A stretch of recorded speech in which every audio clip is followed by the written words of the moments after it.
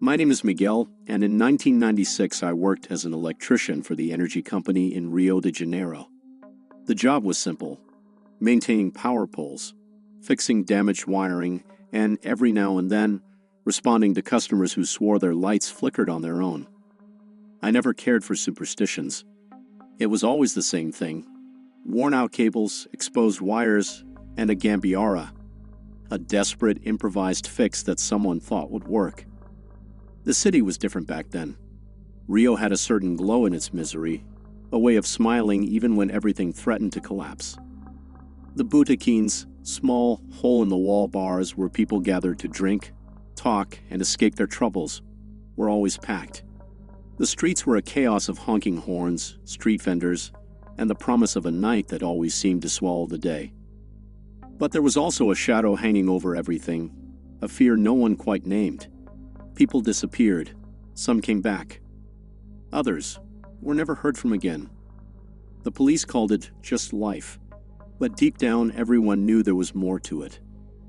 I never cared about any of that, until that day. My radio crackled just as I finished tightening a screw at the top of a power pole in Copacabana. "Miguel, we got a power outage in Katumbi. Rua Senator Pompeu. Go check it out." The company radio was old. My supervisor's voice came through like it was underwater. But something else came with it. A strange interference. A muffled sound, almost a whisper, cutting in and out. "Don't go down." I stared at the device, frowning. Had to be static, just some random glitch. I answered that I was on my way and climbed down. Katumbi wasn't the safest place at night, but I wasn't afraid. I just wanted to get the job done. When I got there and I found a blown transformer and sparks dancing in the dark, I got ready to climb the pole when the radio crackled again. This time the voice was clear, but wrong. It was a child, and it sounded like me when I was little. "It's cold down here." I froze, looked around, the dark alley, the closed windows, the empty street. I hesitated, then pressed the radio button. "Who's talking?" A strange silence fell around me, heavy. Then another voice, a woman's, old, slow, like dead weight. "You left us here, Miguel." My stomach turned. My whole body went cold. I stared at the radio like it was something alive. And then came the third voice.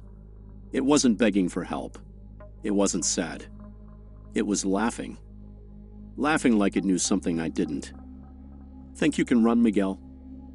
The sadistic voice whispered. "Think you can forget? That's funny. You were always so practical, so rational. But I remember everything. Everything." The laughter cracked through the radio like snapping fingers, sharp, piercing. "Who are you?" I shouted, but the laughter only grew louder. The street around me seemed darker, the wind colder. The smell of wet earth filled my nose, metallic, thick. The child's voice returned, closer now, whimpering. "Miguel, please, it's dark. It's so dark here, and I'm alone." I closed my eyes for a moment, my chest tight. Something about this felt familiar, something I wanted to forget. The old woman cut in. "He's not alone. There are others. Do you know how many, Miguel? Do you know their names? Their ages?" Her voice was a creak, an old gate swaying in the wind. "You can't run. You can't cover the hole." The bitter taste of bile rose in my throat. My knees felt weak. I needed to leave. I needed to turn off the radio. I needed to forget. I started dreaming of a place, a dark hole, an open grave in the earth. I was there, small, crying. Someone beside me whispered that I had to cover the hole and forget. I never saw the face, only felt the weight of throwing dirt over it, burying whatever lay inside. The last time the radio crackled, I wasn't at work. I was at home in the middle of the night. I woke up to the sound, and the child's voice returned. "Why did you do it, Miguel?" I couldn't take it anymore.